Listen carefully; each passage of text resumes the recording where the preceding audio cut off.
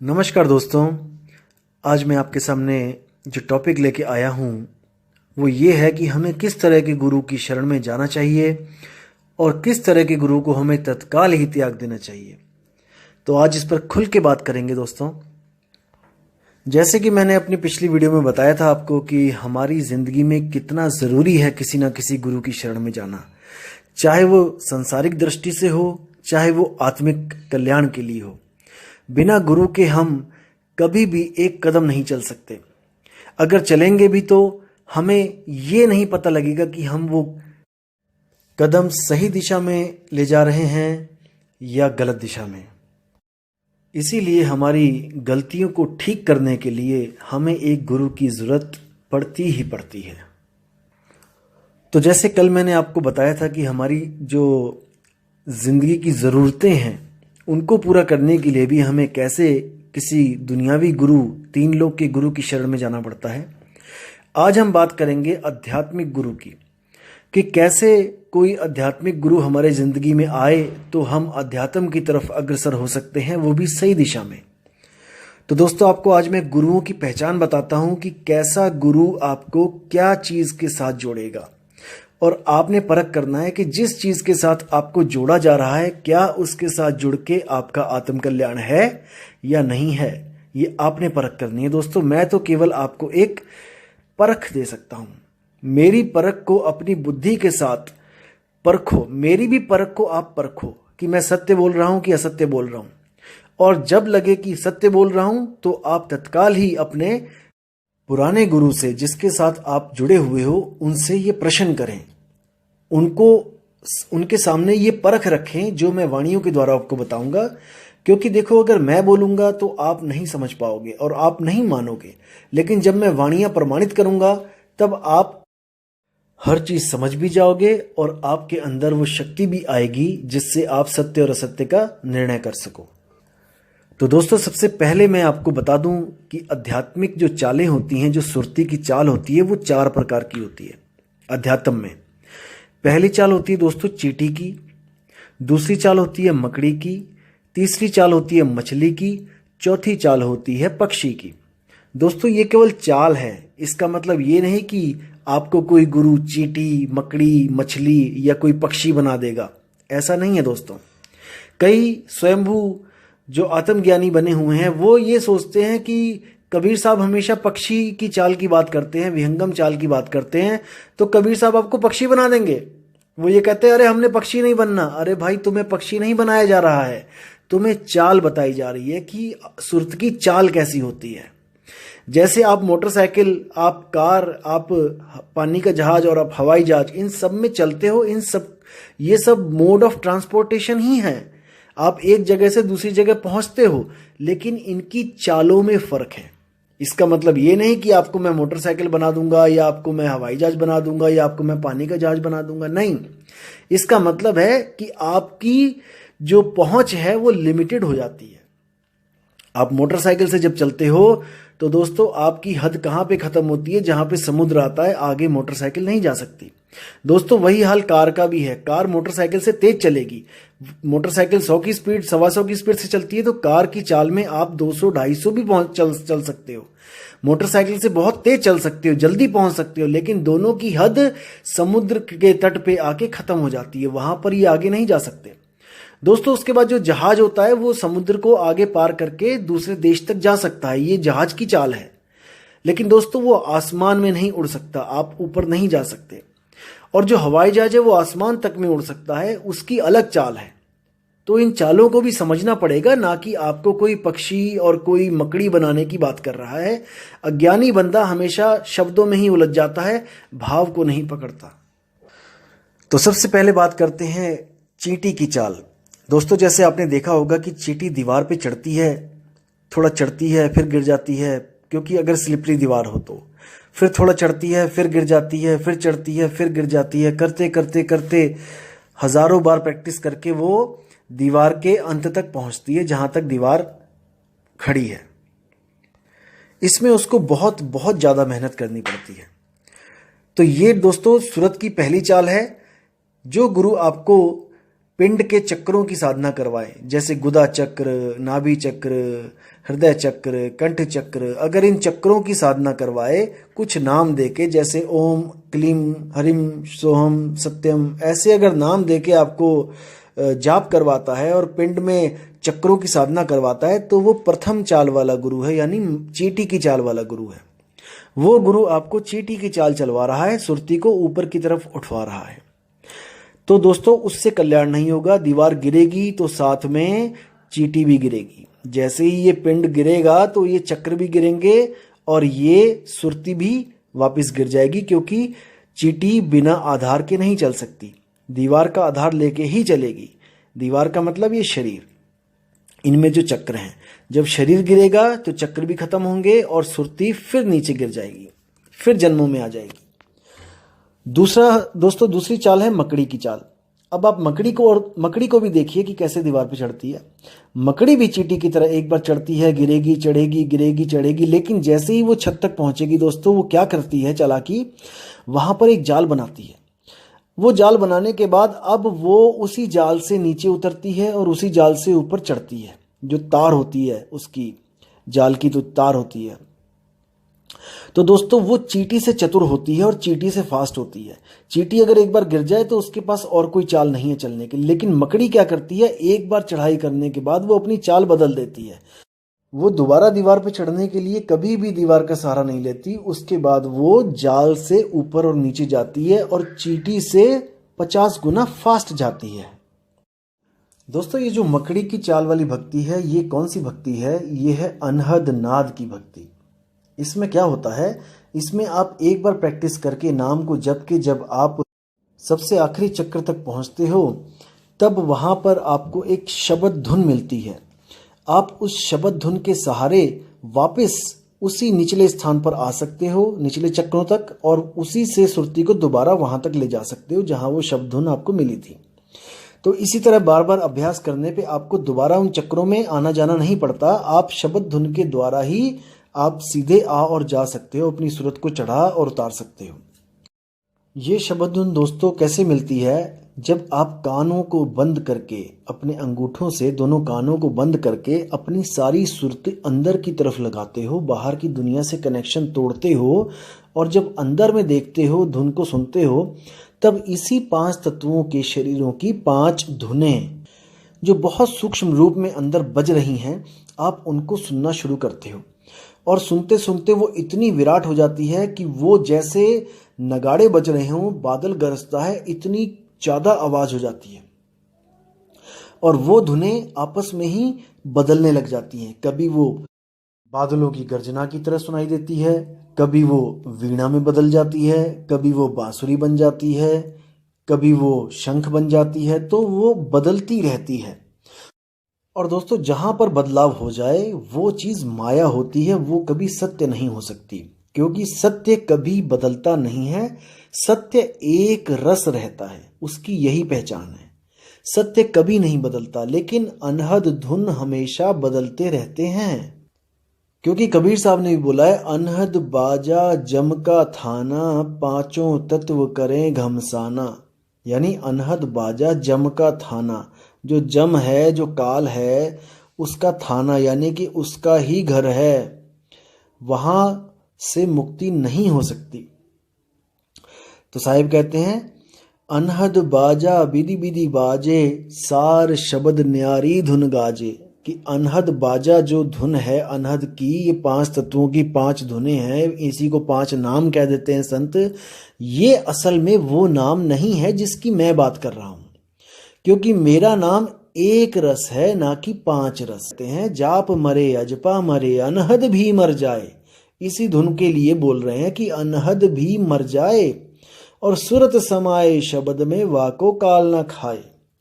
तो इसको समझना पड़ेगा दोस्तों कि क्यों अनहद धुन मर जाती है, जबकि अनहद का नाम का अर्थ देखोगे तो वो है अनहद, यानी कि इनफाइनाइट, यानी कि जिसका कोई अंत नहीं। लेकिन उसको भी कबीर साहब कह रहे हैं कि वो भी मर जाए। ऐसा क्यों बोला गया है दोस्तों? क्योंकि ये जो 5 तत्व की धुनें हैं ये 24 घंटे हो रही हैं, हमारे अंदर ही हो रही हैं, लेकिन जैसे ही हमारा शरीर ठंडा पड़ेगा, यानी कि हमारी जो जीवात्मा यहाँ से निकल जाएगी, तो ये धुनें शांत हो जाएंगी। जैसे और भी हमारे यहाँ धुनें हो रही हैं शरीर में, जैसे दिल की धड़कन, जो नाड़ी की आवाज़ है। आप देखोगे दिल की धड़कन पे कान लगा के देखो, धक धक धक धक 24 घंटे हो रहा है। 24 घंटे का मतलब ये नहीं कि ये बेहद है। 24 घंटे, संत कहते हैं कि वो धुन 24 घंटे हो रही है, वो सही बोल रहे हैं कि 24 घंटे हो रही है, जैसे ये दिल की धड़कन धड़क रही है 24 घंटे। लेकिन कब तक धड़केगी ये? जब तक हमारे प्राण इस शरीर में है। जैसे ही हमारे प्राण पखेरु उड़ गए, ये धड़कनें भी बंद हो जाएंगी। ये शब्द खत्म हो जाएगा जो 24 घंटे चल रहा है। लेकिन वो शब्द जिसकी संत महात्मा बात करते हैं, वो कभी खत्म नहीं होता। वो एक लय है, एक सार है। तो इसको दोस्तों समझना पड़ेगा। तो तीसरी चाल की बात करते हैं दोस्तों। वो क्या है? वो है मछली की चाल। आपने मछली देखा होगा कि कैसे चलती है। पानी के विपरीत हमेशा मछली चलती है, पानी के साथ मछली कभी नहीं चलती। इसी तरह जो संत होते हैं, जो मछली की चाल से चलवाते हैं, वो श्वासों पर सुरती को चढ़ाते हैं, श्वासों से उलट। श्वास नीचे जाती है, सुरत ऊपर की तरफ जाती है। तो दोस्तों इसमें क्या होता है? इसमें श्वास को पकड़कर सुरत ऊपर जाती है। ना तो दीवार को पकड़ रहे हैं, ना मकड़ी के जाल को पकड़ रहे हैं। ये है मछली की चाल। ये इन दोनों से बिल्कुल न्यारी चाल है। जो गुरु ये चाल देगा, वो आपको बाकी पिछली 2 चालों से दूर कर देगा। वो क्या कहेगा? नहीं, पिंडों में साधना नहीं करनी है, पिंड में चक्रों में साधना नहीं करनी है। वो अनहद को भी मना करेगा, नहीं अनहद धुन भी नहीं सुननी है। लेकिन वो आपको श्वासों का जाप दे देगा। वो कैसे देगा? उसके भी 2 प्रकार के गुरु हैं, श्वासों का जाप देने वाले भी। एक होता है गुरु जो आपको कोई मंत्र देगा श्वासों के साथ जपने के लिए। जैसे किसी ने आपको दे दिया सोहम, श्वास लिया तो सो, छोड़ा तो हम, सो हम, सो हम। ऐसे आपने दिन रात इसको जपना है। और जपते जपते जपते ये सोहम खुद से होने लग जाएगा। ये जो श्वास आप लोगे, फिर आपको बोलने की जरूरत नहीं पड़ेगी, आपके श्वासों के द्वारा ही चलेगा ये। फिर सोहम सोहम, और आपको इन श्वासों की आवाज स्पष्ट सुनाई देने लग जाएगी कि ये सोहंग ही बोल रही हैं। तो एक प्रकार के गुरु वो हो गए जो आपको मंत्र देते हैं। जैसे कई लोग दे देते हैं, सोहंग नहीं दिया तो कई लोग कहते हैं सतगुरु सतनाम जपो। श्वास लिया तो सतगुरु, श्वास छोड़ा सतनाम, सतगुरु सतनाम, सतगुरु सतनाम। या फिर कई ऐसे मिलेंगे आपको जो नाम दे देंगे आपको, जैसे श्वास लिया तो शो, श्वास छोड़ा तो ओ, यानी कि शो ओ शो, इसी को ओशो कह देते हैं। कोई लोग श्वास लेके ओ, श्वास छोड़ा तो शो, कई लोग श्वास लिया तो शो, श्वास छोड़ा तो ओ। इसी तरह कई मंत्रों का जाप करवाते हैं। लेकिन मुद्दा यही होता है कि श्वासों से सुरती को चढ़ाना है। और इसी सुरती वाले, इसी श्वासों के जाप में एक और गुरु हैं जो आपको मंत्र भी नहीं देंगे। वो केवल ये कहेंगे कि आपने श्वासों को आते जाते देखना है। आप आंखें बंद करो, आपकी श्वास जो चल रही है उसको आते जाती श्वास को देखो और महसूस करो ये श्वास कौन ले रहा है। उनके पास बस यही ज्ञान होता है और इसी को वो सार शब्द मान के अपना जन्म बर्बाद कर लेते हैं दोस्तों, और आपका भी कर देते हैं। तो ऐसे गुरुओं को तत्काल ही त्याग देना चाहिए दोस्तों। तो आपको मैंने परख के द्वारा इन 3 गुरुओं का भेद खोल दिया है। पहले गुरु वो जो पिंडों के चक्रों की साधना करवाते हैं और नाम देते हैं, ओम कलियम हरियम श्रियम सोहम सत्यम, ऐसे करके आपको इन्हीं नामों में उलझा देते हैं। दूसरे प्रकार के जो गुरु होते हैं वो कौन है? जो 5 नाम देते हैं, ज्योत निरंजन, ओंकार, रारंकार, सोहंग, सतनाम। इन 5 नामों को ही कहते हैं कि यही 5 धुनों के नाम हैं। वो यही नाम आगे जाके धुनों में कन्वर्ट हो जाते हैं और वही 5 धुन अनहद नाद को ये सत्य मानकर बैठ जाते हैं। उसी अनहद को ये परमात्मा कहते हैं और कबीर साहब उसी अनहद को कहते हैं कि अनहद भी मर जाए। तो इनका जो परमात्मा अनहद है वो कबीर साहब की नजरों में वो भी मर जाता है। अब आगे जो तीसरा गुरु मैंने बताया है वो आपको सोहंग का जाप देते हैं या सतगुरु सतनाम का जाप देते हैं या ओ शो का जाप देते हैं, कोई भी श्वासों का जाप देते हैं, या फिर नहीं भी देते हैं तो आपको श्वासों को ध्यान से देखने की बात करते हैं। ऐसे तीनों गुरुओं को तत्काल ही त्याग देना चाहिए, लेकिन तब त्यागना चाहिए जब आपको इनसे आगे का रास्ता पता लग जाए तब। वरना दोस्तों पीछे वाले को भी छोड़ दिया और आगे वाले का पता नहीं, तब तो भवजल में जाना ही जाना पड़ेगा। इसलिए अब मैं आपकी कुछ मदद करने के लिए आपको बताना चाहता हूं कि इससे आगे का गुरु, जो चौथे प्रकार का गुरु है, वो कौन होता है।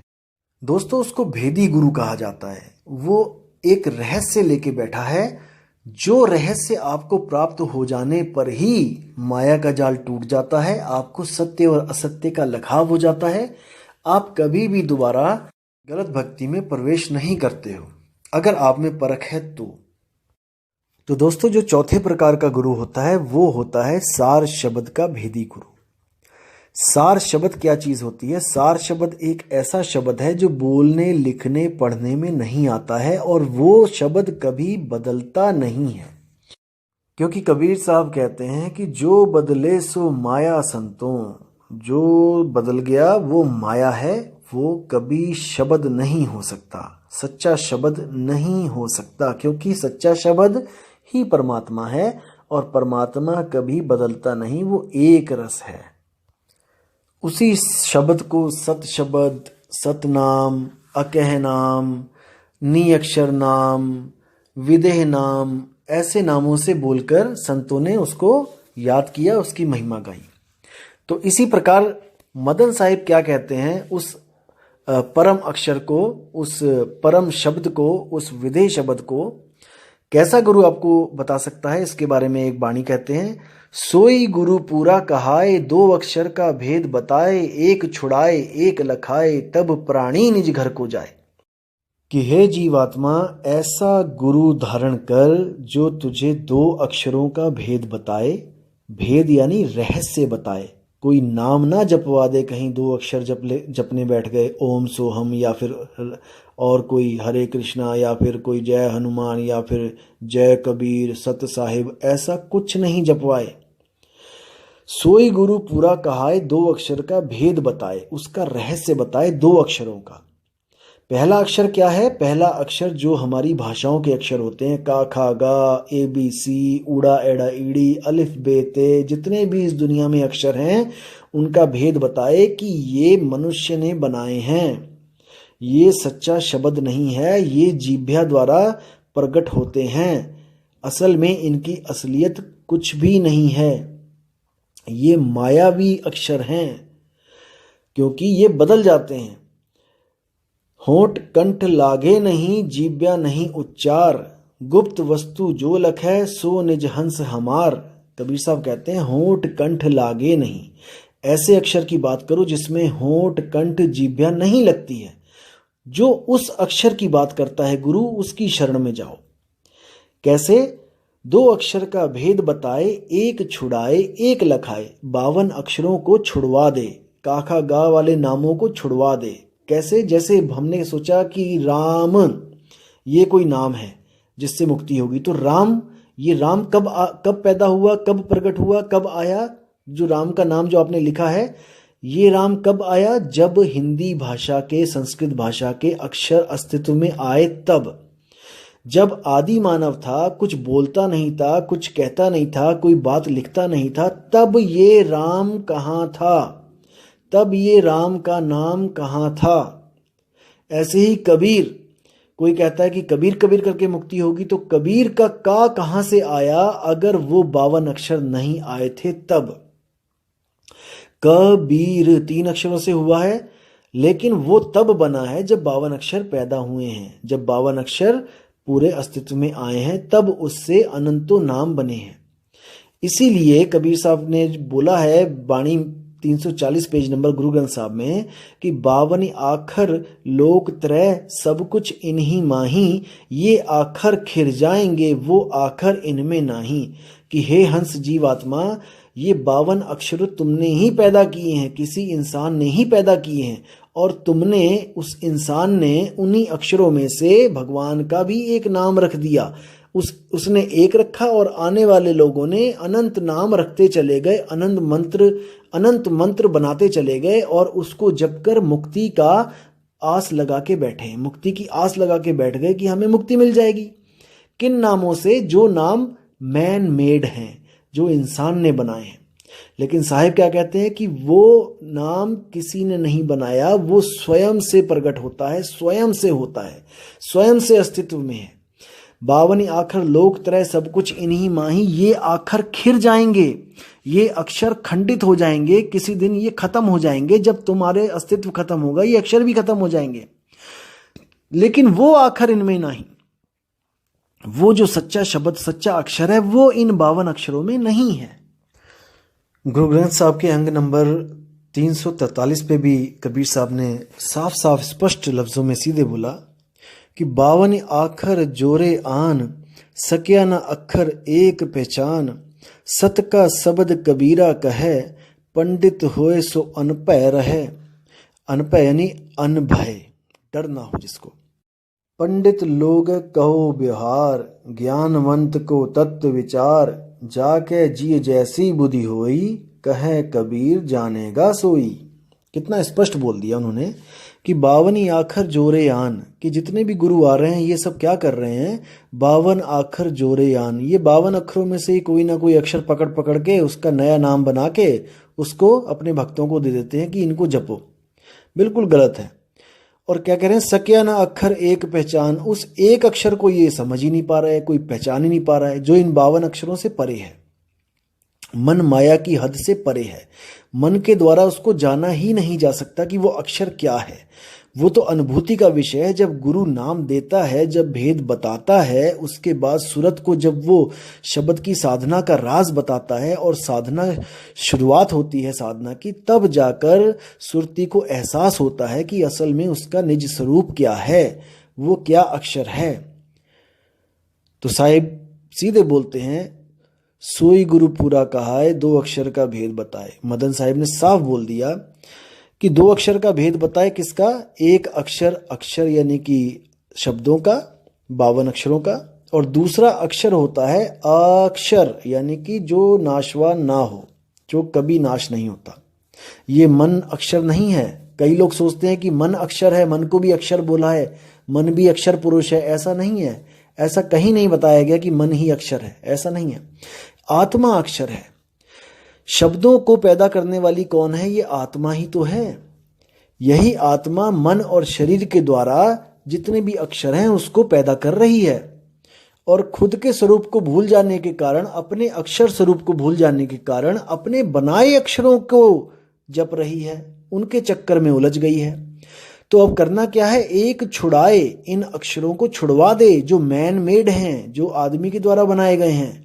एक लखाए, उसका लखाव करा दे जो वो स्वयं है, जो वो अपने आप को भूली थी, उस स्वरूप का लखाव करा दे कि तुम कौन हो, तुम अक्षर आत्मा हो। तब प्राणी निज घर को जाए, तब जाकर वो सुरती जो आत्मा से अलग हुई थी अपने निज घर, अपने आत्म स्वरूप में समाएगी। ना कि वो किसी स्वर्ग, नरक या फिर किसी सतलोक, अकहलोक, अगमलोक, अनामी लोक, अनंत लोक कहीं नहीं जाएगी। वो जहां से बिछड़ी थी सुरती, उसी में जाके समा जाएगी। उसी को मुक्ति कहते हैं। बिल्कुल सिंपल। अगर समझो तो बिल्कुल सिंपल, नहीं समझो तो सबसे मुश्किल। अटपट ज्ञान कबीर का झटपट लखा ना जाए, और जो इसको झटपट लखे तो सब खटपट मिट जाए। कितनी सुंदर वाणी बोली है कि अगर समझो तो कुछ भी नहीं है, अगर ना समझो तो ये बहुत बड़ा पहाड़ है जो नहीं समझ में आता है। तो दोस्तों, आपको मैंने आज 4 गुरुओं के बारे में बताया है, चारों के भेद बता दिए हैं। अब आप ये देखो कि आपके गुरु ने आपको किस चाल से जोड़ा है। अगर आपको पहली, दूसरी और तीसरी चाल से जोड़ा है, दोस्तों बिल्कुल देर नहीं करनी है, नया गुरु खोजना शुरू कर दो, सत्संगों की किताबें पढ़ना शुरू कर दो, घाट घाट का पानी पियो जाके। तब आपको पता लगेगा कि ये चौथा गुरु जो है ये कहाँ बैठा है। और याद रखो दोस्तों, खोजी होए तुरंत मिल जाऊं एक पल की तलाश में। जिसको सच में मालिक की खोज है, जो सच में चाहता है कि उसका सत का संग हो जाए, तो ये सत्संग सुन के वो जीवात्मा ज्यादा दिन अलग नहीं रह सकती परमात्मा के सच्चे ज्ञान से। वो जरूर एक ना एक दिन खोजती हुई सत्संग घर में पहुंचकर सत्य के साथ जुड़ेगी। ये मेरा पूर्ण विश्वास है, क्योंकि ऐसे ऐसे नाना पंथों के जीव जो इस ज्ञान को सुनने के बाद अटल होकर इस पंथ से जुड़े हैं और यहाँ पर नाम लेके अपना कल्याण करने के लिए लगे हुए हैं। सब जात धर्म पुरानी रीति रिवाजों को छोड़ के जो यहाँ पे आ सकता है केवल वही आए। हमारे गुरुजी के पास केवल वही आए जो पिछली लकीरों का फकीर ना हो, क्योंकि कबीर साहब ने साफ साफ बोला है, कामी क्रोधी लालची इनसे भक्ति न होए, भक्ति करे कोई सूरमा जाति वर्ण कुल खोए। सारी जात सारे वर्ण सारे कुलों को साइड में रख के आना है। ये सोच के नहीं आना है कि मैं यादव हूँ, कि मैं राजपूत हूँ, कि मैं ब्राह्मण हूँ। एक जीव समझ के आना है अपने आप को, एक भटका हुआ जीव जो अपने पीव की तलाश कर रहा है, जो शिव भी नहीं बनना चाहता। याद रखना दोस्तों, 3 चीजें हैं, जीव, शिव और पीव। इन तीनों में आपने पीव को चुनना है, ना तो आपने शिव को चुनना है, और जीव तो आप ऑलरेडी हो ही। तो दोस्तों, पीव कौन है? बहुबंधन से बांधिया एक बेचारा जीव, और क्या बल छूटे आपने जो न छुड़ाए पीव। वो पीव कौन है? वो सतगुरु कबीर साहब हैं। इसका मतलब ये नहीं कि उनकी मूर्ति की पूजा करनी है, या उनकी मूर्तियों के कोई हार पहनाने हैं, या फिर उनका कोई नाम जपना है। नहीं, पीव आपको बहुत ही प्यारी विधि बताता है अपनी अपनी बेड़ियां तोड़ने की। ये बेड़ियां कैसे पड़ी हैं, ये आपको मैं अगले वीडियो में बताऊंगा कि ये सृष्टि कैसे बनी है, ये जीव कहाँ से आए हैं, ये कैसे अपने स्वरूप से बिछुड़ गए हैं, और कैसे अपने स्वरूप को ये दोबारा प्राप्त होंगे। तो दोस्तों, उम्मीद करता हूं कि इस ऑडियो से आपके सारे सवाल खत्म हो चुके होंगे, सारे भ्रम दूर हो गए होंगे गुरुओं के रिगार्डिंग, कि गुरु कैसा होना चाहिए। तो दोस्तों, इसी के साथ मैं विराम देता हूं, और अगली ऑडियो बहुत जल्दी आपके सामने मैं पोस्ट करूंगा। और आप हमेशा अपने विवेक को जगाए रखें, अपने विवेक को काम पे लगाए रखें, क्योंकि ये विवेक ही है दोस्तों जो आपको जन्म मरण से मुक्ति का जो आपको सहारा है। अगर आप विवेक यूज नहीं करोगे तो हमारी गिनती पशुओं में ही होगी, क्योंकि पशु विवेक नहीं कर सकते, बाकी सब कर सकते हैं जो हम कर रहे हैं। तो दोस्तों, विवेकी गुरु को सलाम, विवेकी शिष्य को सलाम, और इसी के साथ मैं आपसे विदा लेता हूं। अगली बार मैं फिर जल्दी आऊंगा और एक नई ऑडियो के साथ। तब तक आप इस ऑडियो को सुनते रहिए और इससे अपने विवेक को आगे बढ़ाते रहिए। साहिब बंदगी, सतनाम, जय गुरु मदन साहिब, जय गुरु वैराग साहिब, जय जय गुरु सतगुरु कबीर साहब। साहिब